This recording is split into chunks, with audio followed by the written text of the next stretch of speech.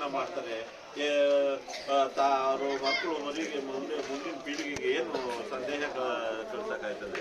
ಇವರು state government ಇರ್ಬೋದು, central government ಇರ್ಬೋದು, ಮಾತಿದ್ರೆ ಇವ್ರು ರೈತರಿಗೆ ಅನುಕೂಲ ಮಾಡ್ತೀವಿ ಅಂತಾರೆ. ಏನು ಮಾಡ್ತಾವ್ರೆ? ಈ ಜಾಗನೇ ಬೇಕಾ? ಈ ಜಾಗನೇ ಬೇಕಾ ನಿಮ್ಗೆ? ಬೇರೆ ಎಲ್ಲೂ ಇಲ್ವಾ? ಜಾಗ ಇದ್ದು ನಾವು ತೋರಿಸ್ತೀವಿ, ಬನ್ನಿ.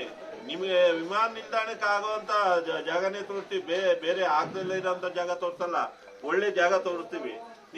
ಬರಡು ಭೂಮಿ, ಅಲ್ಲಿ ಏನು ಇಲ್ಲ, ಏನು ಬೆಳೆ ಬೆಳೀತಾ ಇಲ್ಲ ಅಂತ ಜಾಗ ಐತೆ, ಇಲ್ಲೇ ಪಕ್ಕದಲ್ಲೇ ಐತೆ. ಅದನ್ನ ಬಿಟ್ಟು ನೀವು ರೈತರಿಗಿಂತ ತೊಂದರೆ ಕೊಡ್ತಾ ಇದ್ದೀರಲ್ಲ, ಇದು ನ್ಯಾಯನ? ಇದು ಯಾವುದೇ ಕಾರಣದಿಂದ ಬಿಡೋದಿಲ್ಲ, ಯಾವುದೇ ಕಾರಣದಿಂದ 1 ಇಂಚು ಭೂಮಿ ಬಿಡಲ್ಲ. ಇವ್ರೇನಾದ್ರೂ ನಾಳೆ ಅದು ಮೀರಿ ಬಂದ್ರೆ ನಾಳೆ ದಿವಸ ಏನಾಗ್ತದೆ ಅನ್ನೋದು ಅವರೇ ಯೋಚನೆ ನಿರೀಕ್ಷಣೆ ಮಾಡಲಿ. ನಾವಂತೂ ಹೇಳ್ತೀವಿ, ಇವ್ರೇನಾದ್ರೂ ಇವರು ವಿಮಾನ ನಿಲ್ದಾಣ ಮತ್ತೆ ಮಾಡ್ತೀವಿ ಅಂತ ಏನಾದ್ರೂ ಬಂದ್ರೆ ನಮ್ಮ ಸಮಾಧಿ ಮೇಲೆ ಇವರು ವಿಮಾನ ನಿಲ್ದಾಣ ಮಾಡಬೇಕು. ಇದು ನಮ್ಮ ಮುಂದಿನ ಪೀಳಿಗೆಗೂ ಗೊತ್ತಾಗಬೇಕು. ನಮ್ಮ ಹಿರಿಯರು ಇಂಥ ಹೋರಾಟ ಮಾಡಿ ನಮ್ಗೆ ಹಿಂಗೆ ಭೂಮಿ ಉಳಿಸ್ಕೊಟ್ಟವ್ರೆ ಅಂತ.